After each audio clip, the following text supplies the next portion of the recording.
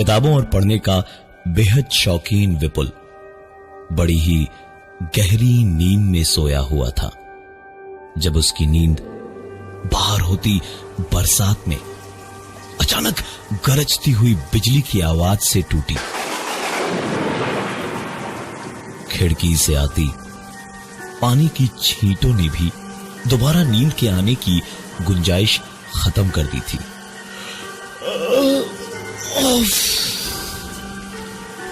खैर, विपुल उठा और उसने अपनी उंगलियों में कुछ उलझा हुआ पाया।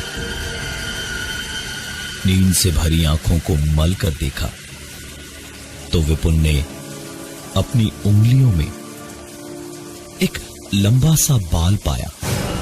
इतना लंबा बाल तो किसी लड़की का ही हो सकता है। ये सोचते हुए जैसे ही उसने अपने बिस्तर को देखा तो उसे 2-4 बाल और दिखे। अकेले रहने वाले विपुल के कमरे में किसी लड़की के इतने लंबे लंबे बाल कैसे आए, ये सोच सोच के विपुल खुद परेशान होता हुआ उठा और खिड़की से हाथ बढ़ाकर सारे बाल उसने बाहर फेंक दिए। बारिश की मोटी मोटी बूंदों में वो बाल कहीं बह गए।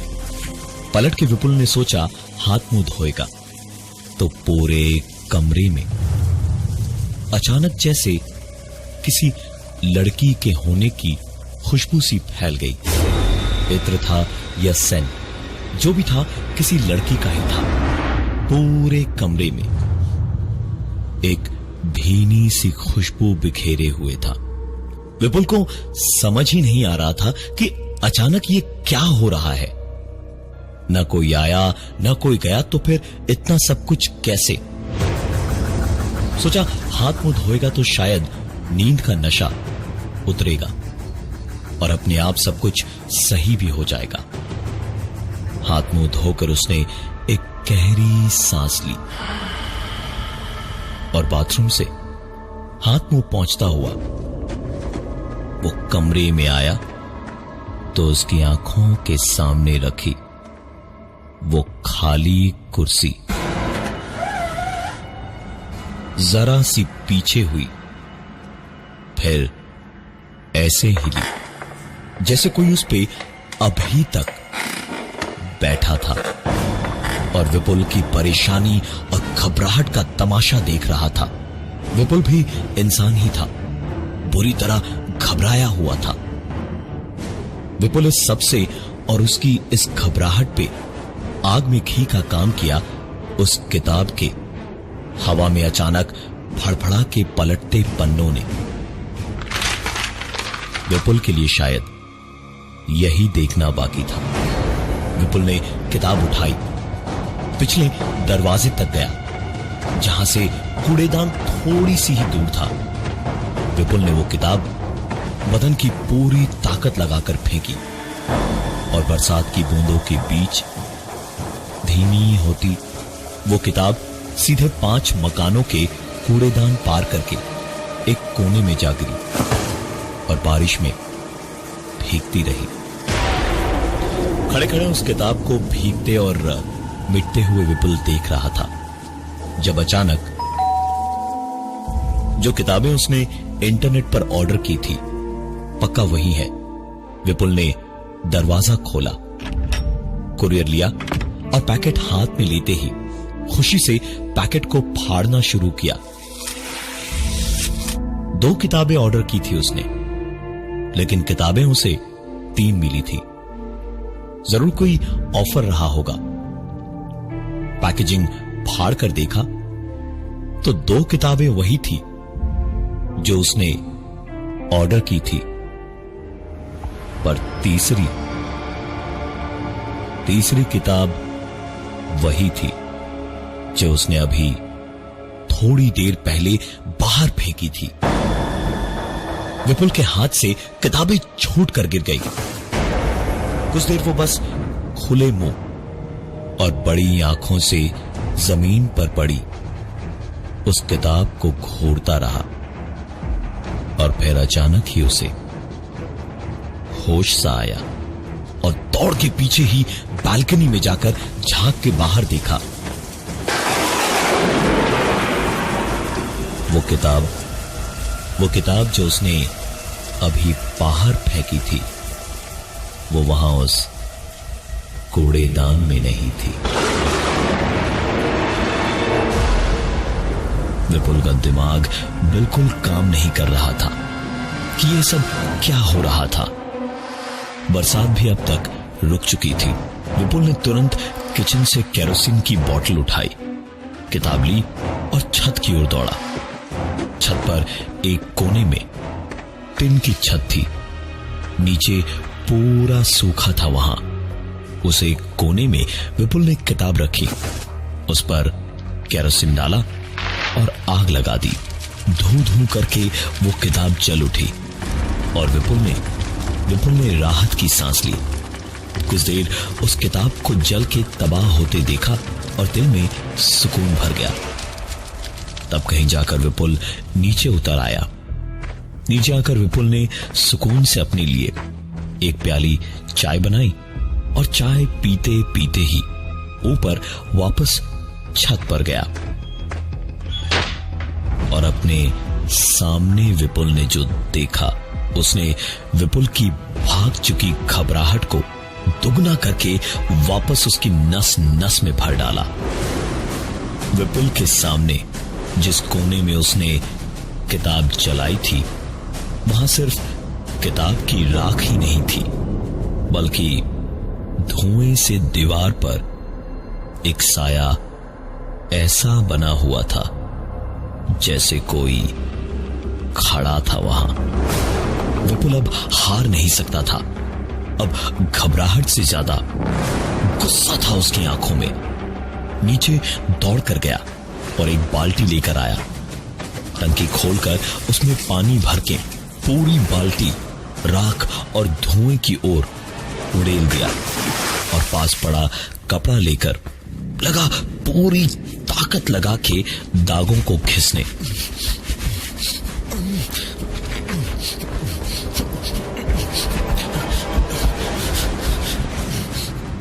विपुल इस वक्त अपनी जिद में कैद था। एक एक दाग जब तक मिट नहीं गया, विपुल उठा नहीं और आखिरकार जब उठा तो पूरी दीवार पहले जैसी चमक रही थी। विपुल को ऐसा लग रहा था जैसे वो किसी किले को फतह करके आया था। नीचे आकर बाथरूम में जाकर सीधे विपुल ने अपने हाथ पैर धोए और बाहर आकर हाथ पैर पहुंच ही रहा था जब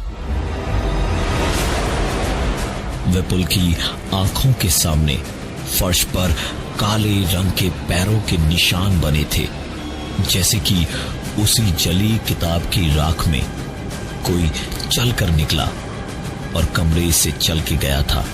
तौलिया रखकर विपुल ने कदमों के पीछे चलना शुरू किया।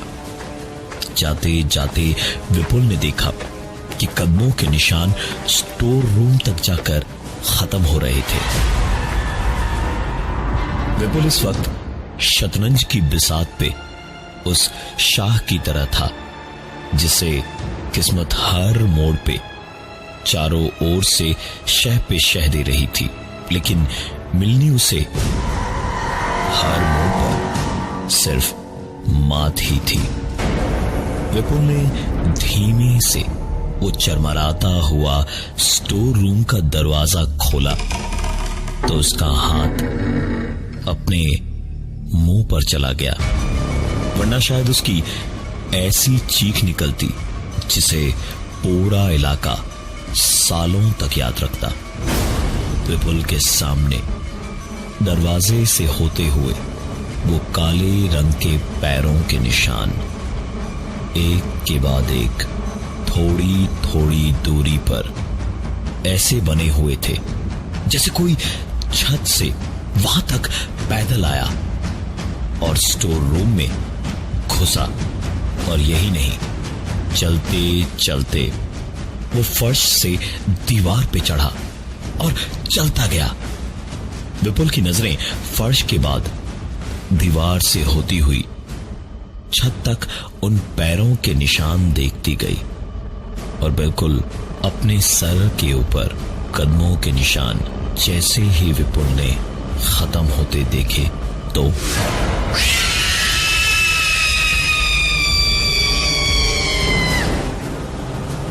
जिसके भी वो पैरों के निशान थे वो उस पे कूद पड़ा और विपुल वहीं बेहोश हो गया। काफी वक्त के बाद विपुल को होश आया तो सर पकड़े हुए विपुल उठने गया तो लड़खड़ा कर गिर पड़ा।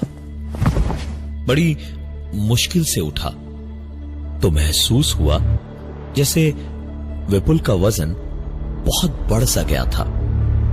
विपुल को ऐसा लग रहा था उसके ऊपर, उसके अंदर जैसे वो अकेला नहीं था।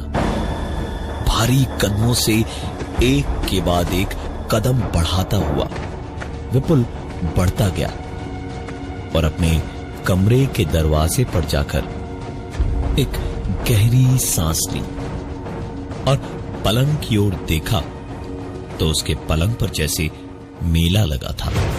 पलंग के बीचों बीच वही किताब रखी थी, आधी जली गीली और सड़ी हुई सी। उसमें अजीब से खिलबिलाते कीड़े लगे थे जो कागज को भी सड़ते हुए गोश्त की तरह नोच नोच के बड़े चाव से खा रहे थे। विपुल जैसे अपने होश में ही नहीं था। विपुल की आंखें आधी खुली थी। वो बहुत धीमे धीमे कदम बढ़ाता हुआ किताब की ओर बढ़ता गया और उस किताब के पास जाकर किसी भूखे की तरह ललचाई हुई नजरों से उस किताब को देखता रहा और देखते देखते एक हाथ से उस किताब पर लगे कीड़ों को मुट्ठी में उठाया और नशे भरी आंखों से उन्हें देखता हुआ अपनी मुट्ठी से बाहर लटकते तिलमिलाते उन कीड़ों को अपने दांतों में किसी बड़े लजीज गोश्त की बोटी की तरह चबाने लगा। घिनौनेपन की सारी हदों को पार करके जब विपुल उन कीड़ों को चबाता जा रहा था तभी अचानक विपुल जैसे होश में आया और उसे पता चला कि वो क्या कर रहा है। दौड़ते हुए विपुल वॉश बेसिन की ओर भागा। दिल में और बदन पे घिन लिए विपुल उल्टियां किए जा रहा था। जब उल्टी करके विपुल ने मुंह धोया और पलट के वापस कमरे में जाने को हुआ तो मुश्किल से करीबन 2 ही कदम बढ़ा होगा विपुल जब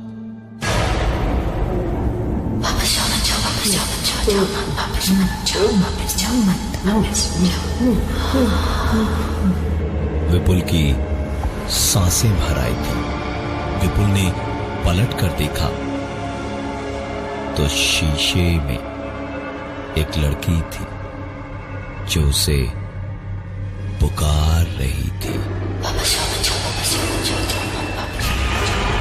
विपुल के सामने ही वो लड़की अब उसे अपने करीब पुकार रही थी। एक मुस्कुराहट सी थी उसके चेहरे पर, ऐसी मुस्कुराहट जो बता रही थी कि कुछ होने वाला है और जिसका डर था वही हुआ।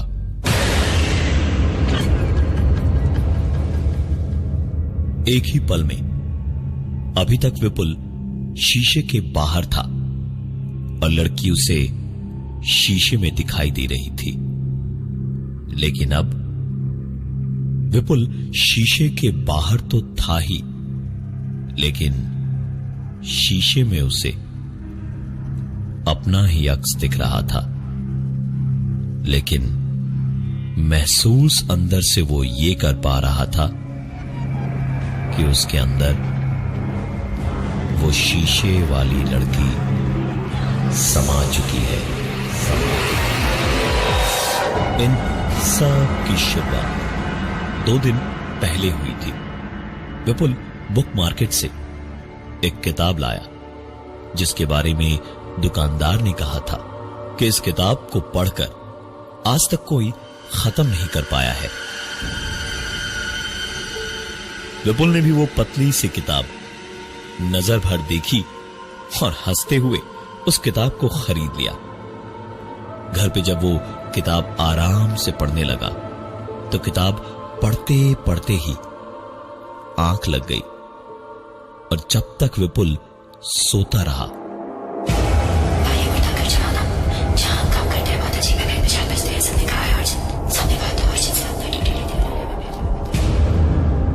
विपुल सोकर जब उठा और काम धाम करने के बाद आखिर में वापस किताब पढ़ने बैठा। विपुल को समझ आया कि ये कहानी तो वो जानता है। उसने किताब नहीं पढ़ी थी, कहानी नहीं पढ़ी थी, लेकिन वो जानता था कि क्या होगा आगे कहानी में। कैसे? इसका जवाब उसके पास फिलहाल नहीं था। फिर से कहानी पढ़ते पढ़ते आंख लगी और उसके बाद भी वही हुआ।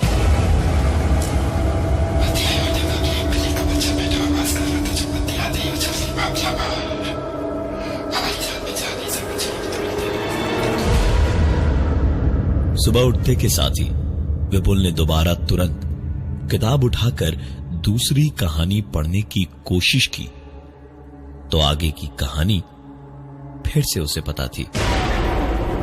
विपुल ने इस बार किताब को बंद करके किनारे नहीं रखा, बल्कि उसको पढ़ के सच्चाई जानने के लिए उसके पन्ने पलटता चला गया। और कुछ पन्नों तक तो कहानियां थी, लेकिन उसके बाद सारे पन्ने कोरे थे। इसका क्या मतलब था? कोई रोज रात नींद में उसको सारी कहानियां कानों में सुना जाता था। कोई था जिसकी कहानियां काफी हद तक लिखी तो थी, लेकिन इसके आगे के कोरे पन्नों में शायद जिसकी भी एक कहानियां थी वही कैद थी। एक आखिरी बार उन सादे पन्नों का राज जानने के लिए विपुल ने अपने कान उस किताब के सादे पन्नों से चिपकाए।